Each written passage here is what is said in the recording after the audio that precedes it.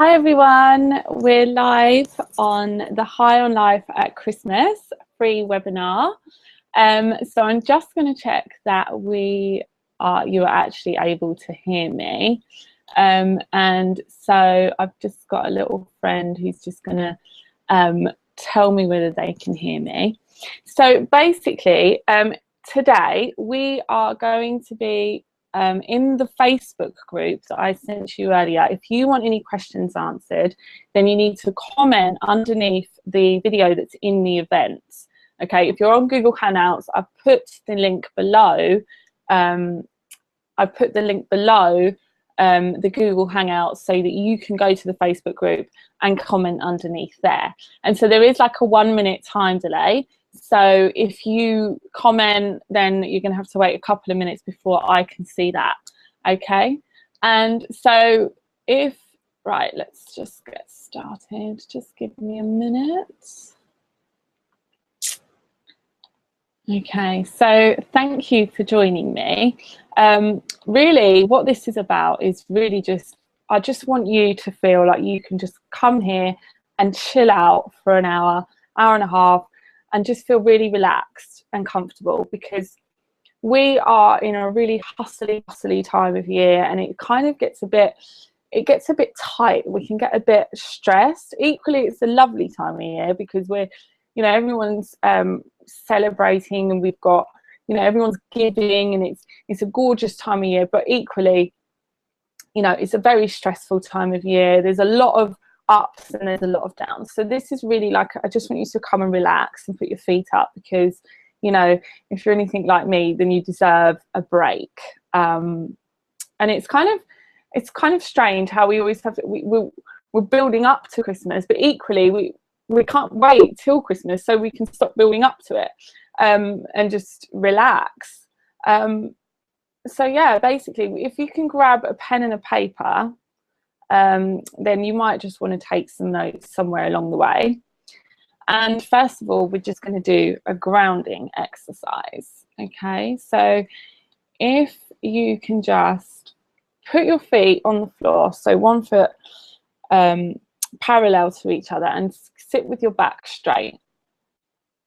And if you can just shut your eyes and get really present in the room. So if you just shut your eyes and take a deep breath in through your nose, and then let it out your mouth. And then if you just take another one deep through your nose and let it out through your mouth.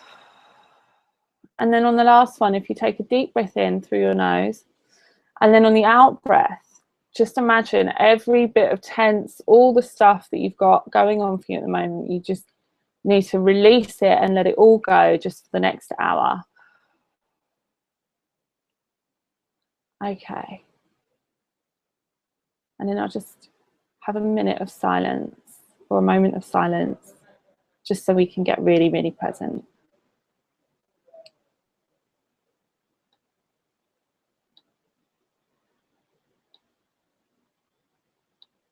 Okay.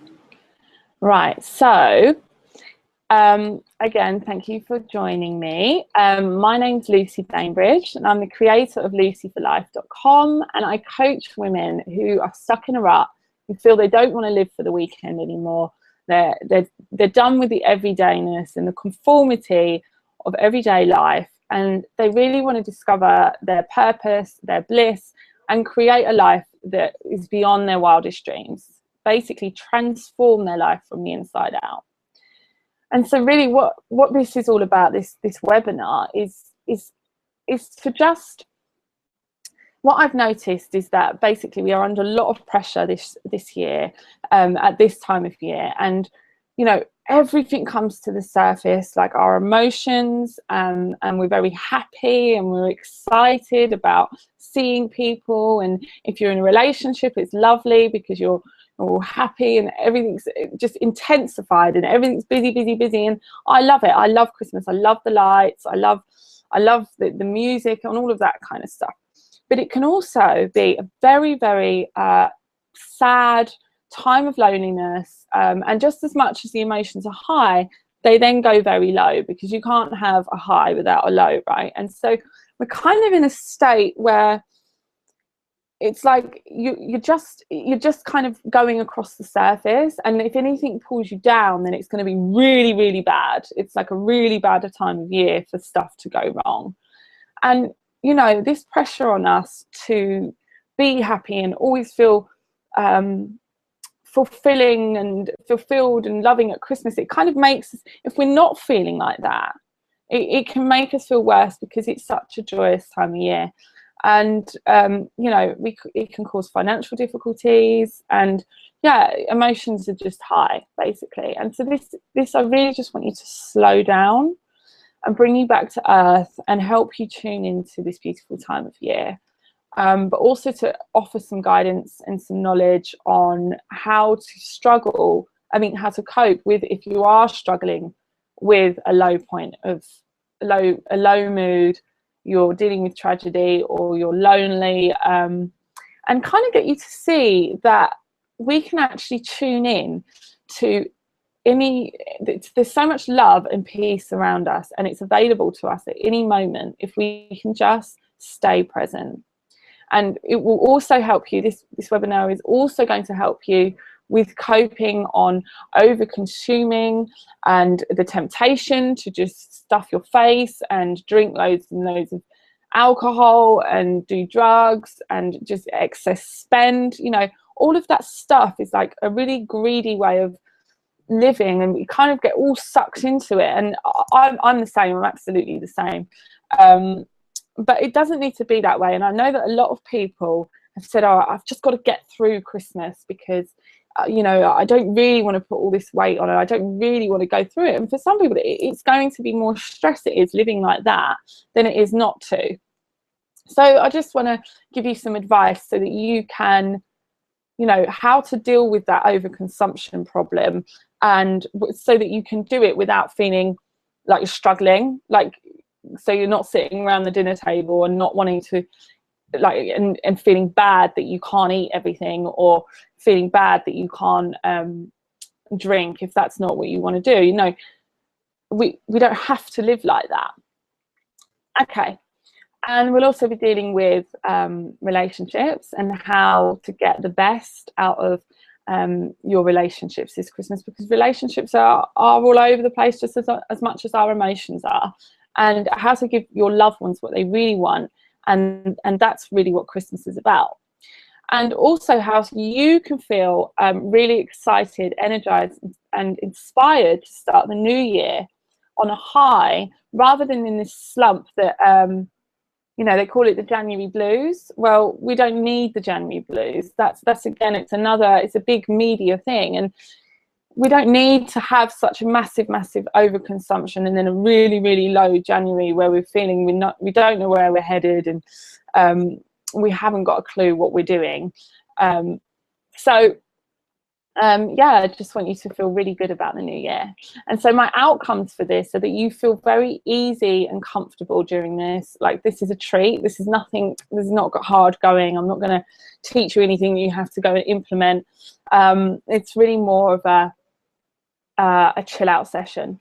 And I also want to be really real with you, okay? Because I'm not going to pretend that my life is beautiful and perfect because I'm a life coach. I don't think that's helpful, because life isn't like that. And I really just want to be as real and as honest with you so that you can relate to me. And also, I want this to be relevant to you. So if you have got questions, then please do post them in the Facebook page. And I will continue to support you as much as I can throughout this webinar. But obviously, if you are on this call, then you obviously, you're one of these people that are into self-improvement, self-development, personal growth, and you like to be inspired, and you like to work on yourself, and you also, you know, you want to get the most out of your life. And so we do enjoy support. We do like listening to other people, and obviously there's only so much I can give you support on this webinar. So after the webinar's over, I promise to let you know how we can work together if that is something that you're also interested in. Okay, and so basically I just want to set the scene of why I started this webinar, because, you know, last year at Christmas I was dealing with the loss of my mother. She had died 6 weeks earlier, and it was like the worst time for Christmas to come. And I know that, you know, life is going on all the way through Christmas, and so I just feel that Christmas can be a really beautiful thing, but because we overcrowd it with all this stuff that needs to be done, all this overconsumption, all this greed, and all this happy spirit, it creates like a hole for people who aren't doing that. And I was consuming far too much alcohol. I became ill. I wasn't able to be present with people because I felt like I had to hide my emotions because it was Christmas. And I also felt, you know, my father couldn't have coped very well with my emotions. And so I have a lot of understanding and knowledge through this year. I feel much more connected to my purpose. And I've learned a lot from that. So I really wanted to share that with you. Okay, so basically, the true spirit of Christmas, okay, it's not a tree, it's not the lights, it's not what else, it's not shopping, it's not greed, it's not all this money orientated commercial stuff. What the true spirit of Christmas is a state of mind, okay, and it's inbuilt from us as a child to get excited about presents, but in the wrong way. Because yeah, it's lovely to receive presents, but actually the best part, and I'm sure, as you know, as you get older, the best part is being able to give to another person, and how to connect with your loved ones and to show care for other people. And that's really what the true spirit of Christmas is about. It's about being as peaceful and as merciful as you can. And there's a quote from an American president, and he says, "Christmas is not a time nor a season, but a state of mind. To cherish peace and goodwill and to be plenteous in mercy is to have the real spirit of Christmas." And what's happened with Christmas is that we've kind of got, not just Christmas, the majority of the time, we've kind of got into a world where it's dominated by science. It's dominated by the world of form and material things, like everything you can see, and money and external stuff, right? Stuff that doesn't come from within us. It comes from the external world of form. And we've got kind of rigid on that, and we've gone so far towards that way in thinking that that's all there is, that all we live for is stuff, and to have a house, and to go on holidays, and to be all this external stuff that we desire to have. It's kind of like, we all know that it's not just that. Life is not just about that, but we've been conditioned into just naturally wanting stuff that is external without, and it is made of form, without really considering the fact that to have form, there must be the formless, and that all form is created from the formless. Okay, so the spirit of Christmas is not something of form. The spirit of Christmas is completely formless. Everything that's around you, everything you see in your room, was at one point created from a thought. It's a state of mind. It's a something that's happened that you can't track. There's no form for it. It's in the mind. It's come from nowhere, basically, and then we've created it. So we've kind of rejected this internal creative area of our life, and we've come all about the external planning and making and doing and doing and doing and doing. And actually Christmas is about connecting with people on a love level, and it's connecting with people on by giving and by being forgiveness and having peace. And none of those things have form. They're all feelings, they're all emotions, and they all come from your thinking. So, and I did a survey recently and asked what was the best and the worst thing about Christmas, and everyone said it was lovely to see the kids enjoying themselves and people coming together and being able to give to their families. But what they also didn't like is what comes with it's the excess, it's the necessity to overspend, it's the necessity to have to do that in order to feel like you've done your bit at Christmas, basically. And it's a huge financial burden, and it's a huge emotional situation that we just accept to be the case. It's an emotional drain on us to do that, when it's not really coming from the right place, is what I'm trying to say. We're doing it because it's what's done. It's not because we're doing it because we really want to connect with people. We don't buy our boyfriend's auntie a soap set because we really care about our boyfriend's auntie and her cleanliness. We do it because, you know, we just need to buy them something because that's what we do. And that kind of takes the magic and the points out of it. And so really we can simplify this, we can simplify it, and we can have a less is more Christmas. And when we do simplify it, we're actually able to enjoy our life. When we don't make it about the external, when we don't make it about the greed and the consumption and the excess, we can enjoy it more. Because the true spirit, the spirit of Christmas, it comes from within you.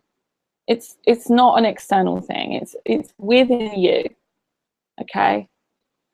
And basically, you know, this connecting with other people that we love and those feelings that we can have, they cost nothing, but they are more valuable than any toy or any handbag that you can ever be bought. So they're priceless, but they cost nothing. Okay, and so I'm just going to tell you a bit about my story, because I used to be, I'm an addict to the core, basically, is what I have to say. I used to be on drugs every year at Christmas. I used to love going out, putting all of my glad rags on just to get totally wasted every Christmas Eve.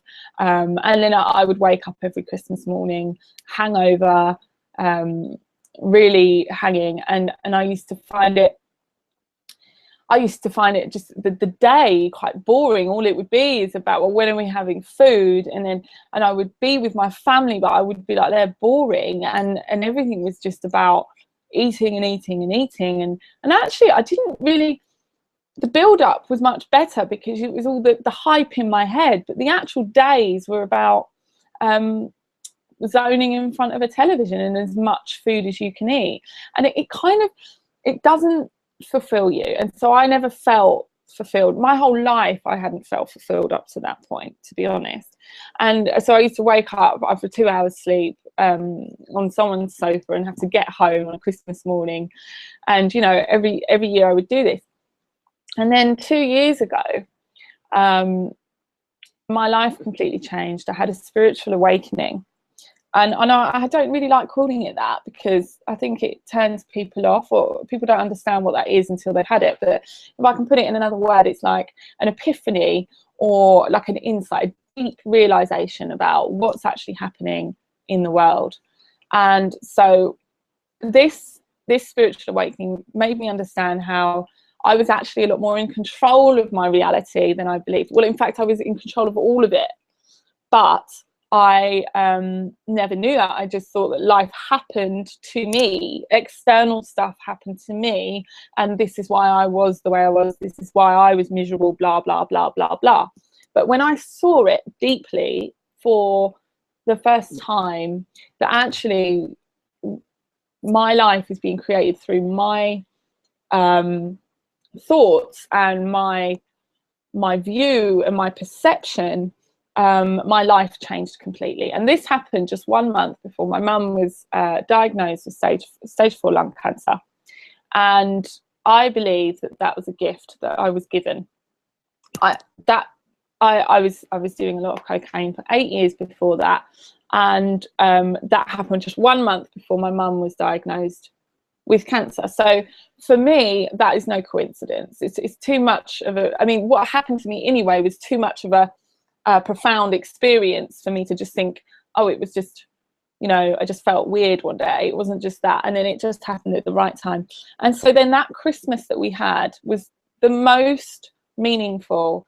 And it was the only one where I had actually just wanted to be with my loved ones, and making it about them, not making it about me and what I wanted and what I could do for myself. Now, don't get me wrong, this is not about not spending money. This is about, I did spend money, but but it was more about, how can I make this the best for my mother? How can I do this? And I felt fulfilled from that point, when I had that awakening, and throughout the Christmas, and even up to the point where she died, because what had happened is that I understood emotions and thinking, and really this gift that I was given made me become obsessed with helping other people. And I feel grateful, and I feel blessed to have this understanding, and it's actually my duty to share it with people. It's my duty to express what happened to me, so that other people can understand it. So with that, I'm just going to clear up 3 illusions and 3 myths that we have about the way the world works, about life, how it all works. Okay, and the first one is that fulfillment and happiness come from pleasure. In this country, we spend most of our money on pleasure. So we will spend our money on wine and lots of good food, and going on holiday and expensive taste. And if you're not one of those people, that's cool. But we tend to have Christmas especially becomes about being as pleasured as possible. But actually that's a distraction from what real happiness is. It's momentary. Pleasure is momentary. It does not fulfill you at all. And there's 3 levels. Positive psychologists give 3 levels of happiness, and pleasure is just the top one. It's just the surface level. It's like, it doesn't actually create happiness. It creates an illusion of happiness. And it's easy to get addicted and stay on that surface level. But actually it doesn't create happiness at all. It can ruin your happiness, because it makes you want for more than you already have. Because the next level down is the engaged life. So they've got 3 different things. It's called the pleasurable life, the engaged life, and the meaningful life. And so the next level down is the engaged life. Now, if you're living in an engaged life, you are someone who's got an interest. You've got something, a passion that you enjoy for your own good. Like, you may be an artist, you may be a runner, you may be you must love books, and you can be in the zone doing something, being in flow with something else, like a passion, like an interest, like something that you can get lost in. And so that's the next level of happiness, is that satisfaction. And it's something of our own that we can have. It's not relying on something else outside of us to help with that. And then the third level down is the meaningful life. Now, the meaningful life is also understanding what it is that you like to do, your strengths, and everything that you enjoy, and what you're naturally good at, and it's putting it in service to help others, and at a cause that's greater than yourself. And that is where long-lasting happiness comes from. There's tests on this stuff, you can look it up. I haven't got statistics here, but I've read books on this, and that's really where our deepest happiness comes from. So the reason I'm saying this is because at Christmas we think that, we won't have a good time if we can't drink, or we won't have a good time if we don't spend loads of money, and we won't have a good time if we can't eat all that amazing food. And all of that stuff is just, it just completely distracts us from what actually would make us happy. Okay, so that's the first myth. Pleasure does not equal fulfillment. And then the next one is that happiness can come from any other place apart from yourself. Okay, we think that we live in this state of mind, which we all do. Don't get me wrong. Like, this doesn't get cured because you understand this, but what it will do is it will help you to understand how you can enjoy your life more now, because we're always thinking that we will be happy when we have that new job, when we have that new partner, that new house, that new car, when we are better, when we're feeling better, when we've, you know, people go through, like, at the end of relationships, people think they'll be happy when they win the lottery, and all of these things that they think they'll be happy when. And so that's not the case either, because there is no then, there is no there. And when we do have those things, they don't complete us anyway. Because if you look back over your life, you can see we've got everything in our life we've wanted at some point. All of it. So you know, when I wanted to drive when I was younger, like, I've got that now. Did that give me happiness? No, it didn't. It made me think that I was going to have more happiness. Don't get me wrong, I'm not saying that we shouldn't want anything. I'm just saying that happiness and wanting things are two different things. We cannot get happiness. Happiness is within us. It's not an external thing. Okay, so the job, the boyfriend, the endless race to want and want and want is going to destroy us, because we will never get there. And one of my mentors, Jamie Smart, I mean, he literally got everything that he wanted, and he says to people, he says, oh, and then I realized that that wasn't it either. And, you know, it's can you imagine it being super rich and super powerful and still not being happy because you think you've got everything? And it doesn't come from there. It does not come from that place. Now, I know that we think, yeah, I know this, Lucy. I know that I could tell other people that. But really, do you know that? Because I'm sure there's a point in your life now where you're thinking, well, when that's sorted out, I can be happy. When that's done, I can be happy. When my business is set up, I can be happy. All of that stuff, we understand it on a generic level, but when it comes to our own stuff, we go, no, that's very much a problem. That very much needs sorting out. And so therefore, I cannot quite be fulfilled until that thing is sorted out. And that will get you nowhere. So what I'm trying to suggest to you is that we can be happy now. And then the next thing, the big myth, and something that we buy into, is that our past equals our future.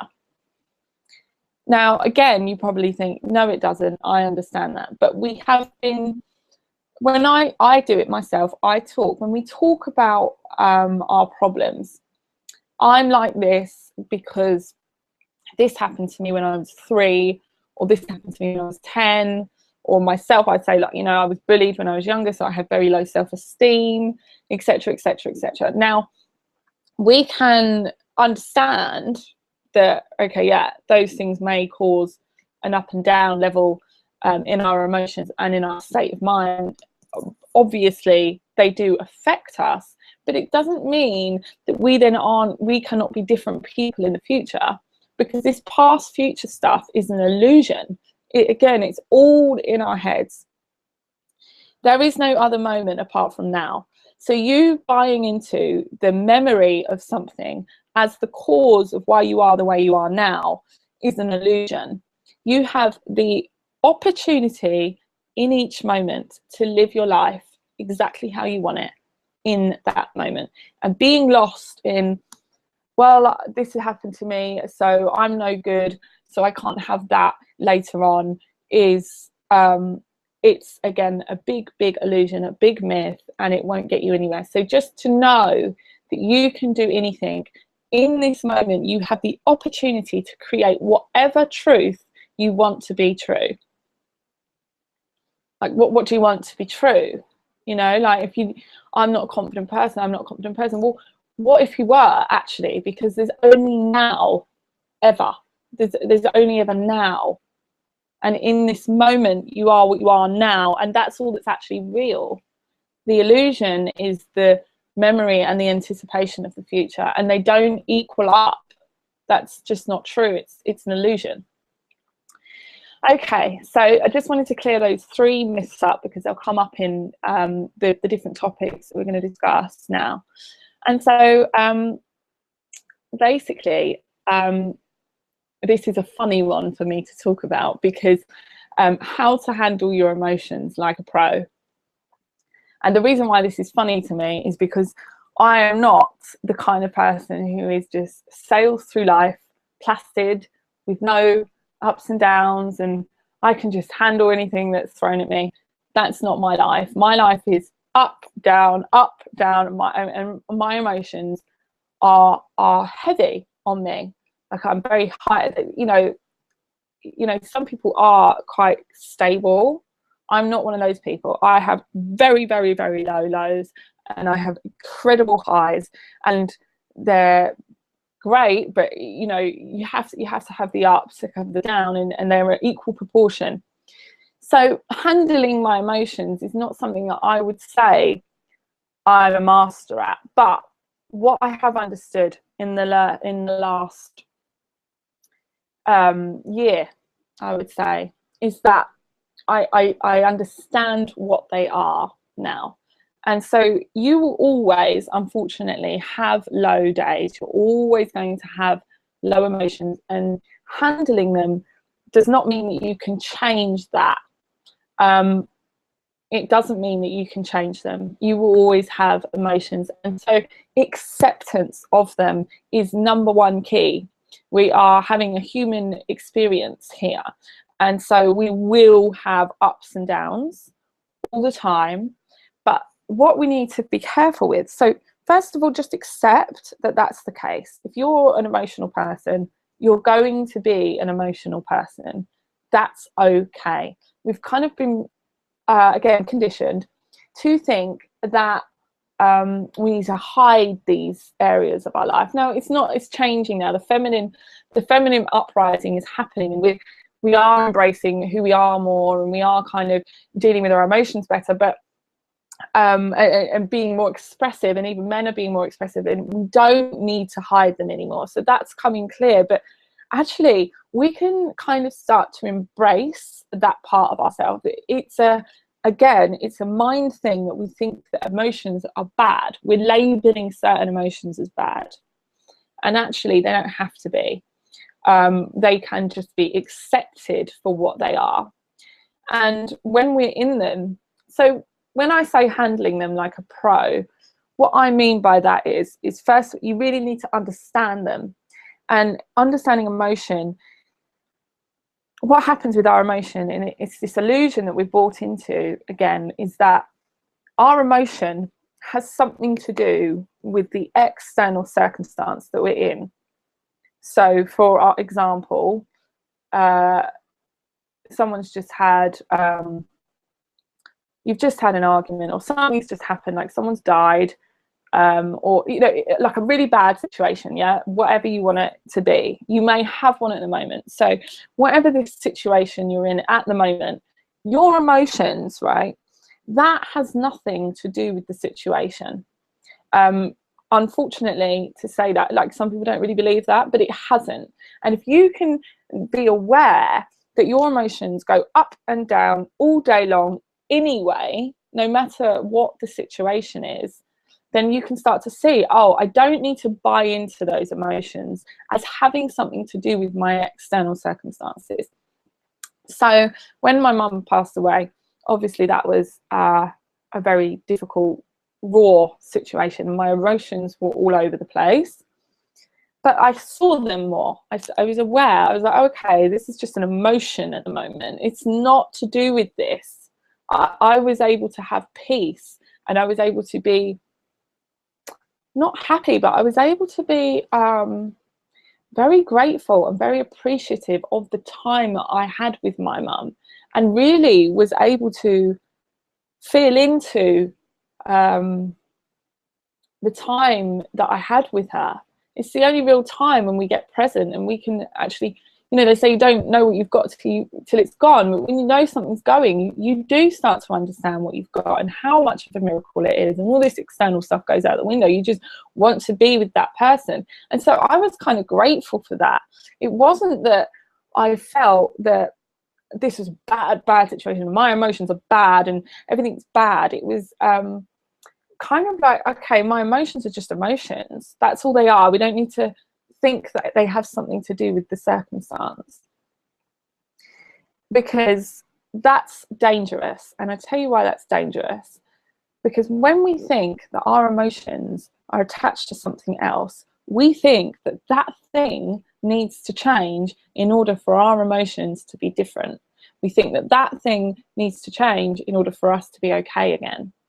And the reason why that's dangerous is because we get stuck in a negative, habitual pattern in our mind saying, this is the way it is, this is what needs to be done. And we actually create stress because we're not allowing the emotion to just move through us. We're thinking it's about him, or it's about her, or it's because I have no money, or it's because I've got no, you know, I'm single, or it's because, you know, like I'm on my own, or whatever the emotion is you're attaching it to. It's not that. That is not the case. It seems that way, but actually sometimes you're single and you're happy, and sometimes you're single and you're low, and the emotion is just happening no matter what. And actually the emotion will create a problem for you in the external world. So 2 days could be exactly the same, and you know, you've got the same circumstances on the same days, equal days, like it's Monday and Tuesday.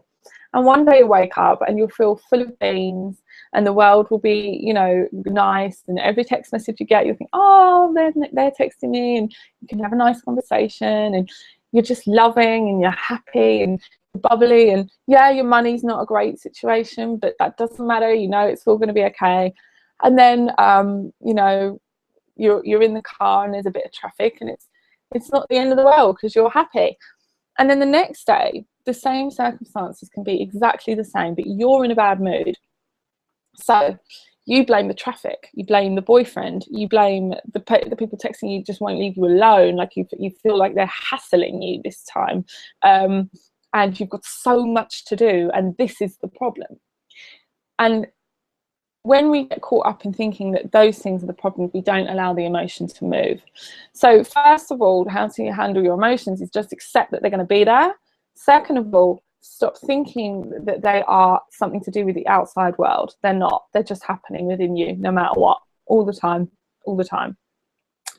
And so when you are, now this is the number one tip, and something I have to regularly remind myself of.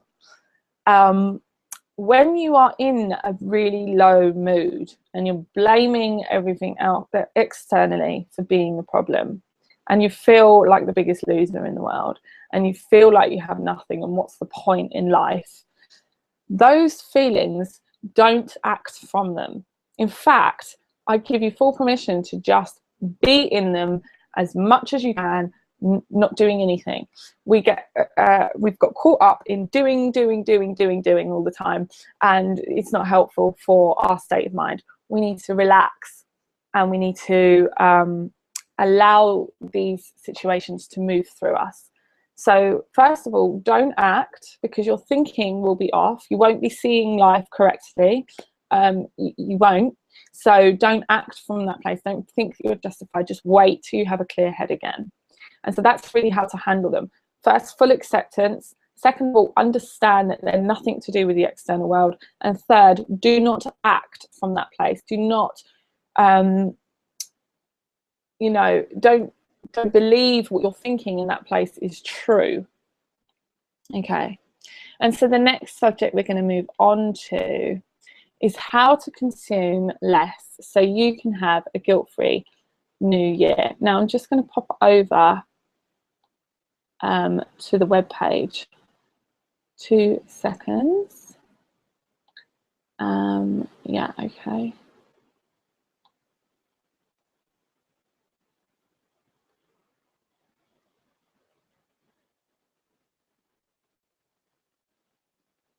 Okay, great.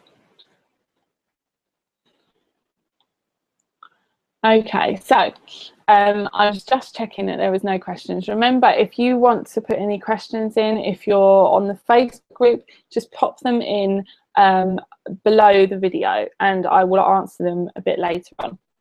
So the second thing is how to consume less.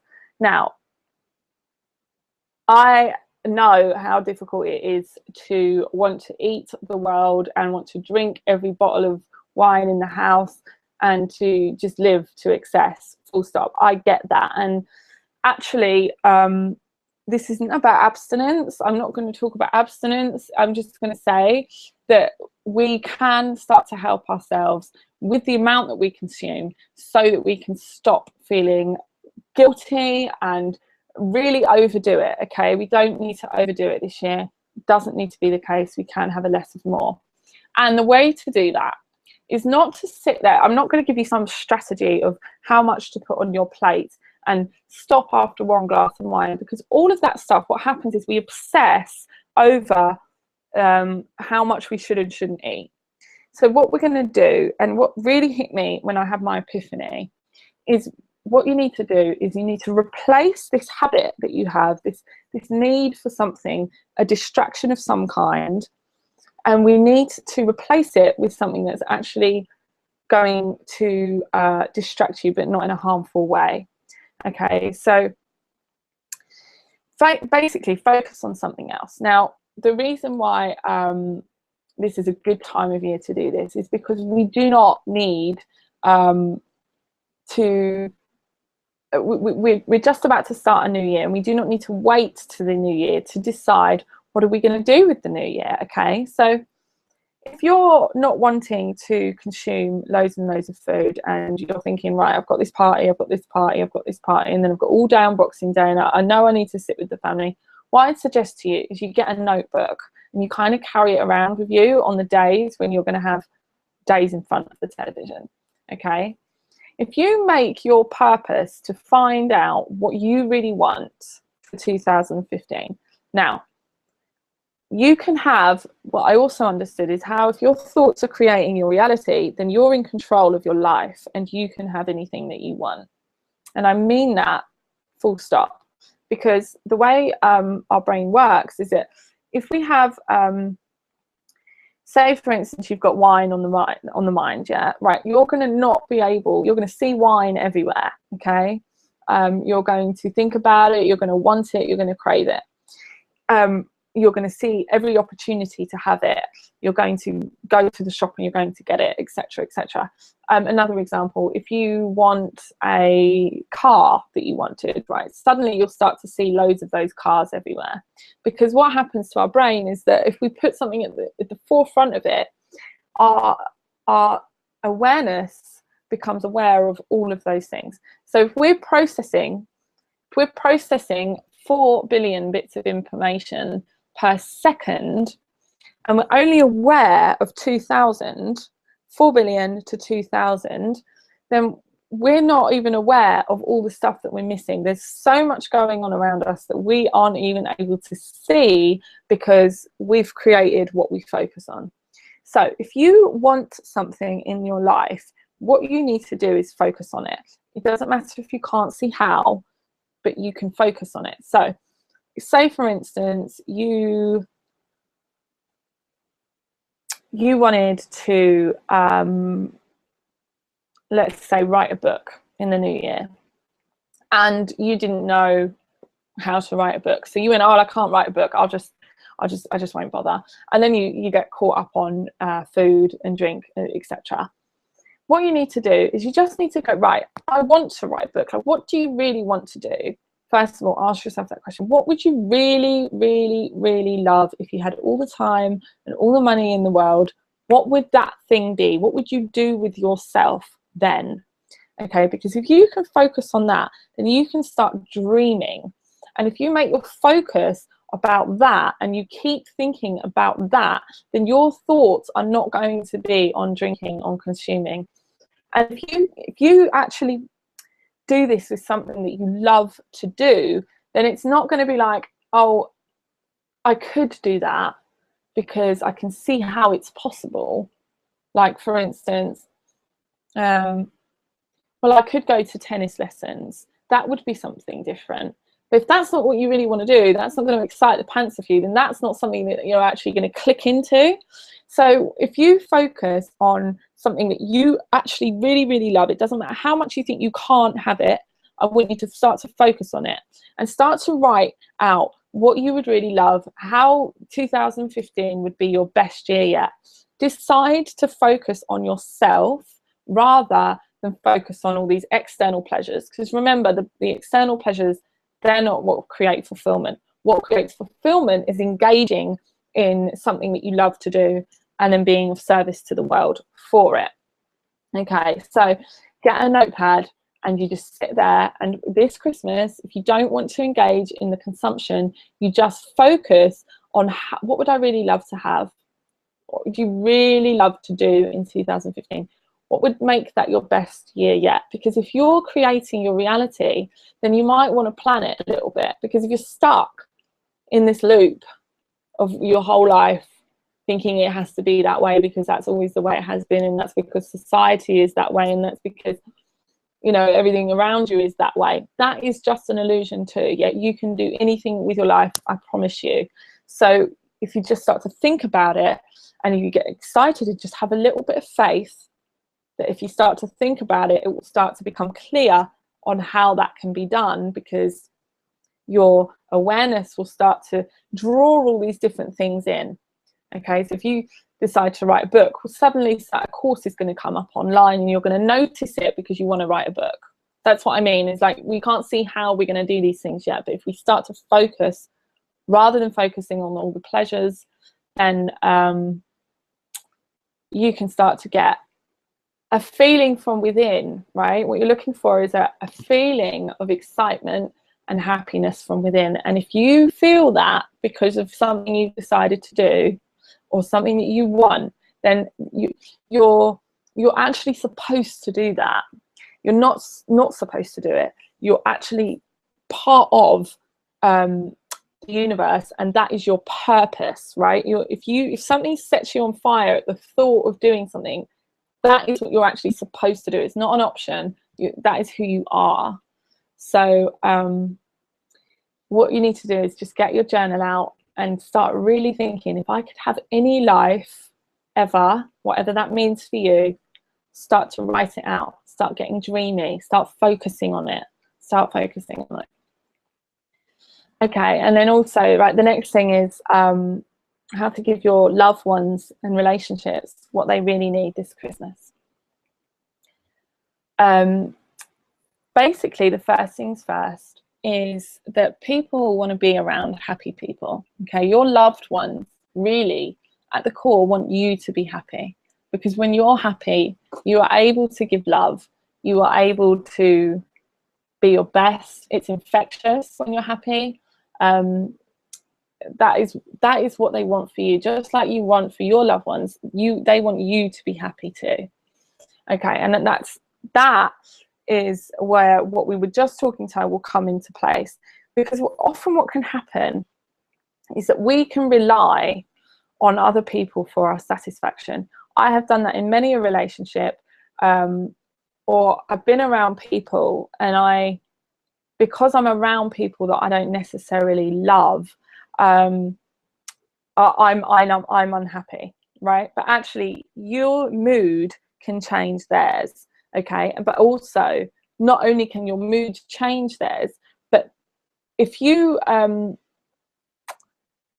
make it about you, about being happy, and you're happy within yourself, then people are more relaxed around you. People want to be around you more anyway. So you will get more out of someone, because I know from past experiences that I've been in relationships and I've kind of, you know, they're not free to have their down days. They're not free to have their own emotions and their own wobbles, because I will get upset. I will take it personally, and then I will get resentful. And so then I will become wobbly and moody. And what happens is we don't allow the natural flow of life to go through people. We expect them to be different so that we can be happy.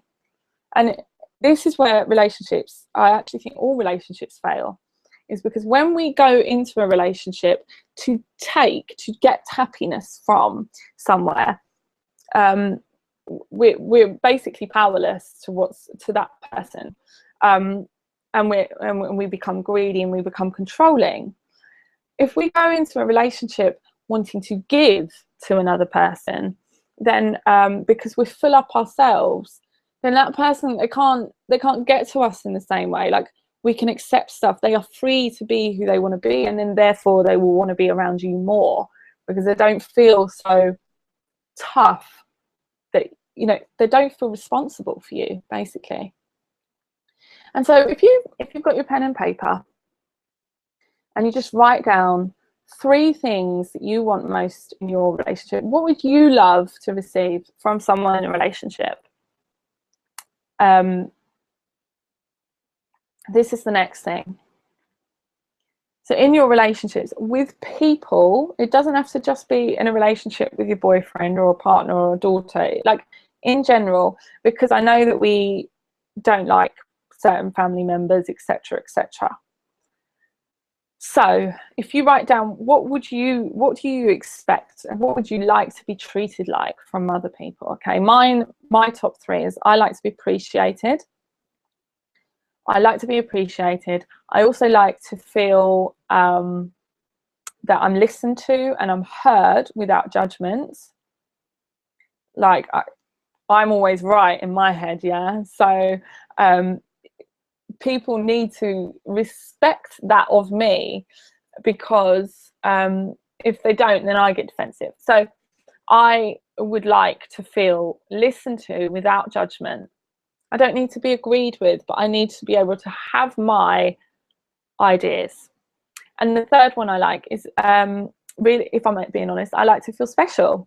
I like to feel that I've done well, and that I am unique, and that people are proud of me, and people can see that I'm like that. And so I like to feel special. Okay, so mine is appreciation, to be listened to, and to feel special. Now, there's an amazing book called A Course in Miracles. It's a psychological mind training.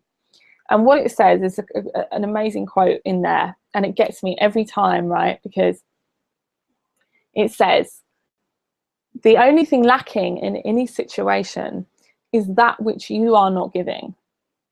Okay, so anything that's lacking in any situation is that which you are not giving.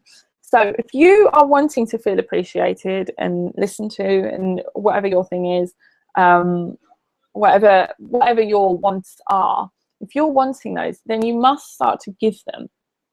And even if you don't think that that person deserves it in your mind, this is just your mind, right? We have this thing called the ego, and what the ego will tell us is that it's all about us. It's all about what we can get, and everyone's doing everything to us, and it's all about personal little me, right? And so when we look at another person, we decided that they don't deserve it because they were rude to us, or, you know, that they're a bit like pretentious or whatever it is. What we're doing is we're judging them, and then we act in a certain way because of that judgment.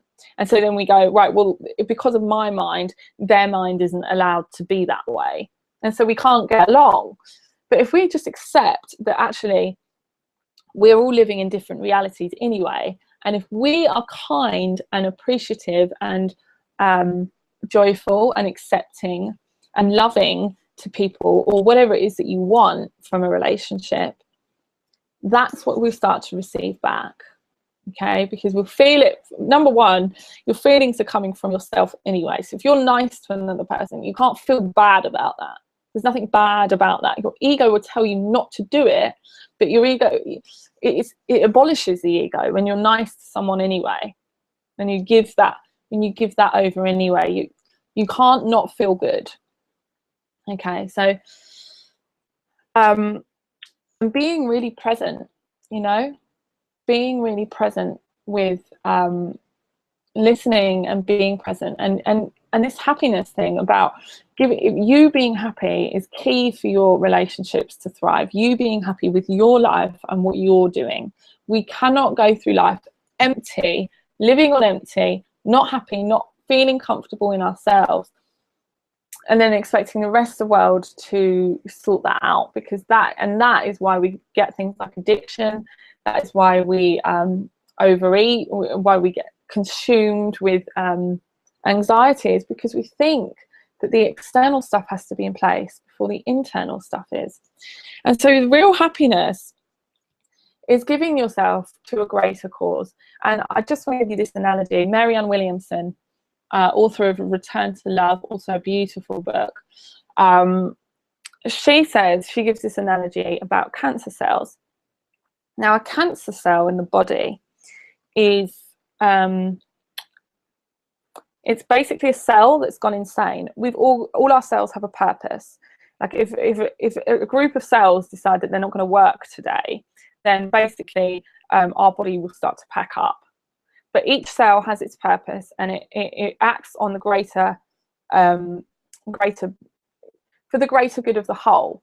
Okay, so our body is working in perfect harmony to keep us alive, and we take it completely for granted that this is happening every second. Trillions of cells are actually working all the time to keep us alive. Okay, now if you imagine the world being the same as our body, and all the people in the world are the cells of the world.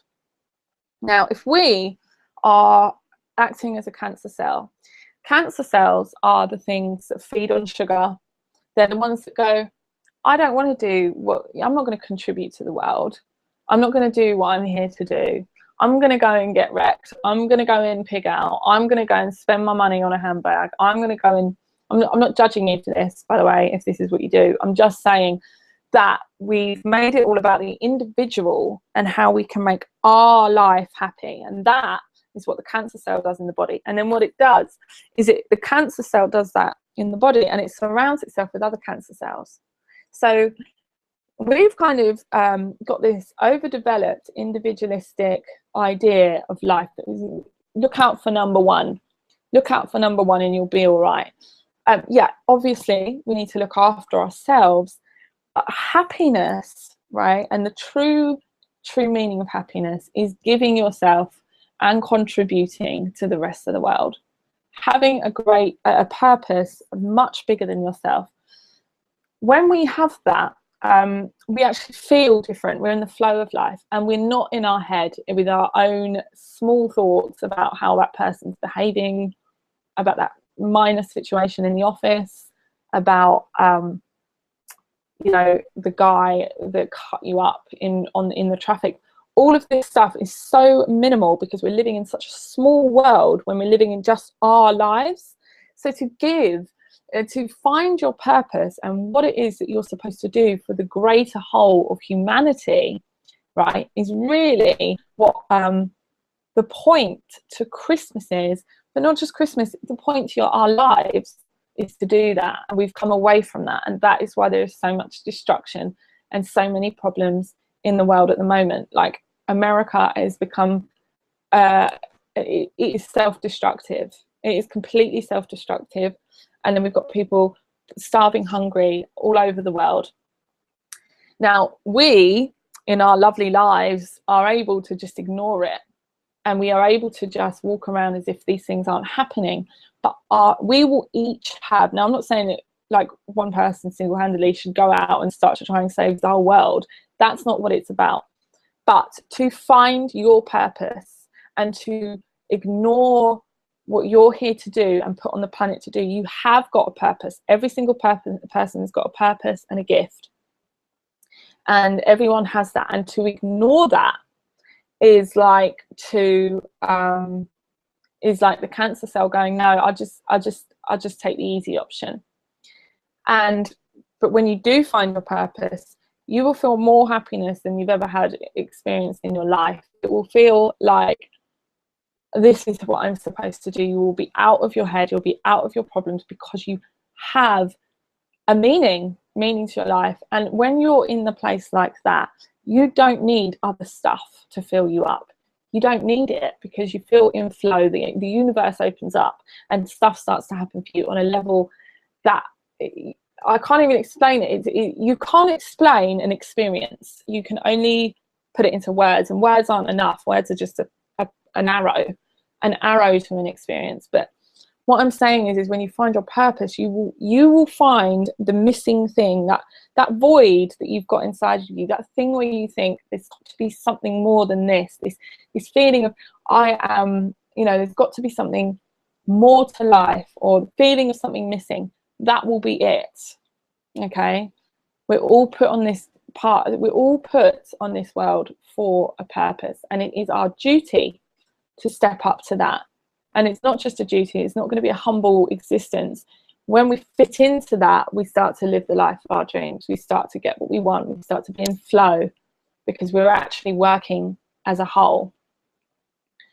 So really, if uncovering your purpose is something that is the most worthwhile thing you can do for yourself and everyone around you. So really feeling into, what do you love? What do you love to do? Full stop. What do you really love? What have you been good at your whole life? And start focusing on these things to get you through the Christmas period. Obviously being with your friends and family, and deciding to give love rather than decide to receive it and need it, and all it be about taking and filling yourself up. Give it out, and then focus on, what can I give to the world, not just to my family? What can I give to the world? Because that is when you get in the true spirit of Christmas, because the spirit of Christmas is just another form of love, of soul. It's a state of mind that makes us feel good. And when we're feeling good about giving, about loving, about peace and happiness, that's when we're in the flow of life. So you have something out there that is meant to be for you, and you will find it if you want it. So that's basically the end of this evening. I'm just going to check there's any questions underneath the thing. Just bear with me.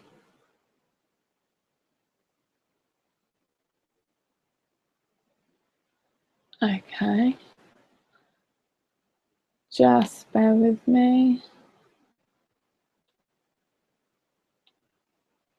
I'm just going to check my email as well.